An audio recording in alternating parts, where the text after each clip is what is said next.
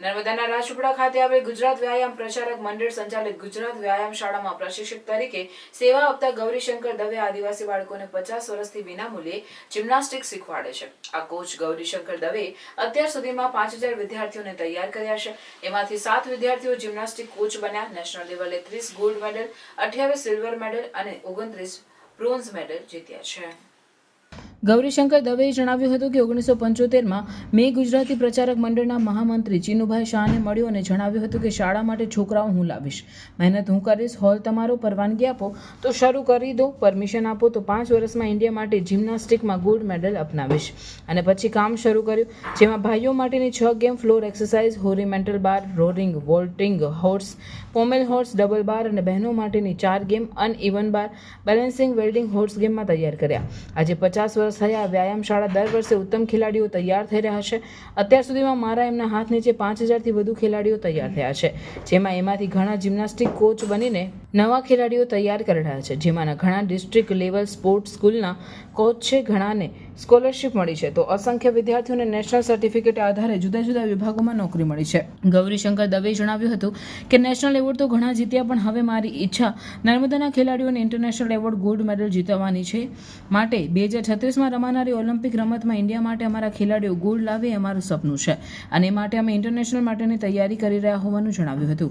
બીજું, ખાસ સુંદર વ્યાયામ પ્રવૃત્તિઓથી પ્રભાવિત વિદેશ મંત્રી એસ જયશંકરે છોટુભાઈ પુરાણી વ્યાયામ શાળા માટે 2.5 કરોડની ખાસ ગ્રાન્ટ ફાળવી અને જિમ્નાસ્ટિક હોલ અને વ્યાયામનો અદ્યતન સાધનો માટે હમણાં વિદેશ મંત્રીએ લોકાર્પણ કર્યું. અને ગુજરાત વ્યાયામ શાળાની સુંદર પ્રવૃત્તિઓ જોઈને વિદેશ મંત્રી પ્રભાવિત થયા અને અભિનંદન પણ આપ્યા હતા. ત્યારે આજે ગૌરીશંકર દવેની વિનામૂલ્યે સારા ખેલાડીઓ અનોખી સેવાને લોકો बिरदावी रहा है.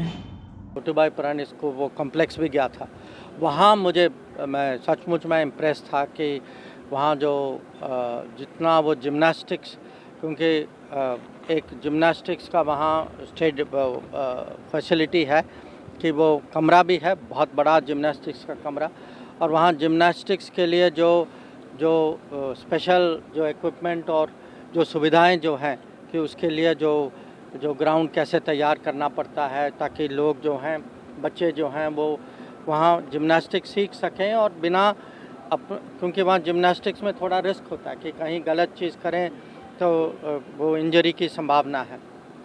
तो आज जो हैं वो कोच वगैरह जो सब कोच भी थे वहाँ, तो वो भी कह रहे थे कि एक बार ये नए इक्विपमेंट आने के बाद कि बच्चों का उत्साह भी बढ़ा है.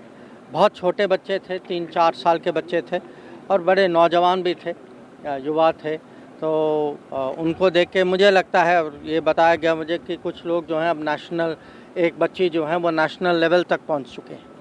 तो आगे मुझे पूरा विश्वास है कि यहाँ से कोई इंटरनेशनल लेवल तक ज़रूर पहुंचेगा. और जो मुझे जो सामर्थ्य जो दिखता है वो लोगों में है, बच्चों में है. हमें जो है हमारा ये जिम्मेदारी बनती है, फ़र्ज़ है कि वो सामर्थ्य को कैसे प्रकट करें, उसके लिए कैसे अवसर दें, कैसे ट्रेनिंग दें लोगों को. और मुझे लगता है कि वहाँ जो तरक्की जो हुई है वो दिखाई देता है, आगे भी बढ़ेगा.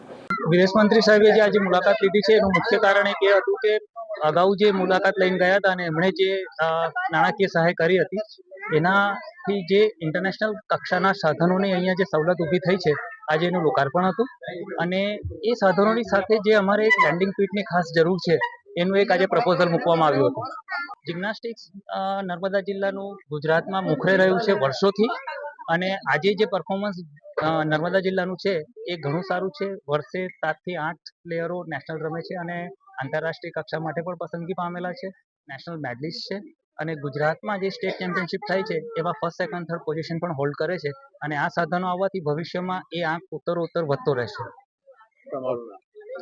મારું નામ ડૉક્ટર હિમાંશુ દવે. હું અહીંયાનો જ ભૂતપૂર્વ વિદ્યાર્થી હતો. અહીંયાથી જ માસ્ટર ડિગ્રી પાસ આઉટ કરી અને હાલ એસસી પટેલ આર્ટ્સ કોલેજ સાડલી ખાતે પ્રાધ્યાપક તરીકેની ફરજ બજાવું છું. ધન્યવાદ. છોકરા હું લાવું, મહેનત હું કરું, સાધનનો હોલ તમારો. એટલે એમને જો સરળતાથી કે ભાઈ પગાર શું લેશે, કારણ કે મારે કંઈ નથી જોતું, મારે કામ કરવું છે. અને તમને જ્યારે તમે પરમિશન આપો એને પછી 5 વર્ષ પછી ઇન્ડિયામાં ગોલ્ડ મેડલ લેશે. તો 1980માં રણજીત વસાવાએ 2 ગોલ્ડ મેડલ લીધેલા અને આજ સુધી એને પછી આજ સુધી 30 ગોલ્ડ મેડલ આપણા ઇન્ડિયામાં લીધેલા છે આ જિમ્નાસ્ટિકમાં આ હોલમાંથી. કરીબ 28 જેટલા સિલ્વર મેડલ લીધા છે, 29 જેટલા બ્રોન્ઝ મેડલ લીધેલા છે અને 20 છોકરાઓને જયદીશસિંહ બાળિયા 20,000 હજારનો સ્કોલરશિપ મળેલી છે. તેજસ પટેલને 51,000 રૂપિયાનો એવોર્ડ મળેલો છે. અને ભવિષ્યમાં હવે આજે વિદેશ પ્રધાન જયશંકરજી આપણને જે આ સુવિધા ઊભી કરી છે, તો અમે વિધિન 5 યરમાં યા 7 વર્ષના અંદર અંદર ઇન્ટરનેશનલ પ્લેયર આ સંસ્થામાંથી થાય એવો અમારો પ્રયાસ રહેશે. ગુજરાત સરકારમાં 7 કોચ જે આપણા અહીંના સ્ટુડન્ટ છે એમાં હિમાંશુ છે, હિમાંશુ દવે, સુમિત ખારપાસ, ગાયત્રી, ગુડ્ડી, ચંદ્રકાંત એવા 7 જણા છોકરીઓ ગુજરાત સરકારમાં જિમ્નાસ્ટિક કોચ તરીકે સેવા આપે છે. અને ઘણા છોકરાઓ અલગ અલગ સરકારી વિભાગોમાં નોકરી, એજ્યુકેશનમાં, ફોરેસ્ટરમાં, આર્મીમાં, પોલીસમાં, એમાં આ જિમ્નાસ્ટિકના નેશનલ સર્ટિફિકેટના આધારે એ લોકોને નોકરીઓ મળી છે.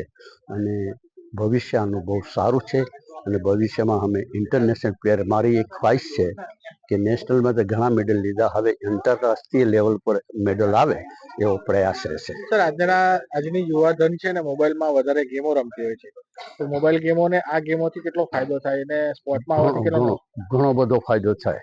હમણાં એક થીસીસ આવી હતી, આંખની રોશની માટે નુકસાન કરે છે, બહેરાશ માટે કાન બહેરાશ આવે છે, આંગળીઓની જે સેન્સિટિવ છે એ ખતમ થઈ જાય છે. અને જો મા બાપો સક્રિય થાય, અહીંયા અમે ઘણા વાલીઓને કહીએ છીએ ને વાલીઓ આવે છે, કરીબ 35-40 પોતપોતાના છોકરા લઈને, એ છોકરા અને બીજા આમ છોકરામાં ઘણો બધો ફરક છે. જે મોબાઈલ લઈને 3-4 વર્ષના છોકરા તો મા બાપ એમને મોબાઈલ પકડાવી દે ને એના કારણે એ 10 વર્ષની એની જે બુદ્ધિનું જે હાસ થાય છે, વિકાસ નથી થતો, યાદશક્તિનો વિકાસ નથી થતો, યાદશક્તિ એને ખતમ થઈ જાય અને દરેક રીતે એને શારીરિક નુકસાન થાય. વાલીઓ જો ઇન્ટરેસ્ટ લે અને એને આ રમતના જે ફેસિલિટી ઊભી છે એમાં એ ભાગ લે તો એ છોકરાનું ભવિષ્ય ઘણું સારું અને એક સારા સમાજના નાગરિક બની શકે. સાહેબ, અહીંયા એડમિશન માટે કેટલી ફીસ હોય છે? કોઈ ફીસ, અમે કોઈ ફી લેતા નથી, કોઈ કંઈ નહીં, બસ એક જ ફી છે કે વાલીને આવવાનું અને વાલીને છોકરાને લઈને જવાનું. આ અમારે અને વર્ષમાં એક વખત અમે ફ્રી ડ્રેસ આપીએ છીએ. એનેમાં બી દાતા અમને કહે ઘણી વખત કે અમે 20,000 રૂપિયા આપી દે. મેં કે ના, 20,000 નથી જોતા. અમે એમને માપ આપીએ, દુકાન બતાવીએ અને ડ્રેસ મંગાવીને એમને હાથે જ ડ્રેસ અપાવીએ. એટલે એ લોકો એવું બોલે કે સાહેબ અમારો પૈસાનો ઉપયોગ થયો એ અમે નરી આંખે જોઈ શકીએ છીએ. નહીં તો ઘણાને પૈસા આપીએ તો 50% વપરાઈ જાય, 50% ઉપયોગ કરે ને 50% પોતે ખાઈ જાય. અમારો એ સિસ્ટમ જ નથી. અમારે બિલકુલ 0 ટોલરન્સથી કે અમે બિલકુલ કામ કરીએ છીએ અને આ અમારી ફરજ છે. સમાજમાં અમે એક સારું કામ કરીને સમાજને બેઠો કરવાનો પ્રયાસ કરીએ.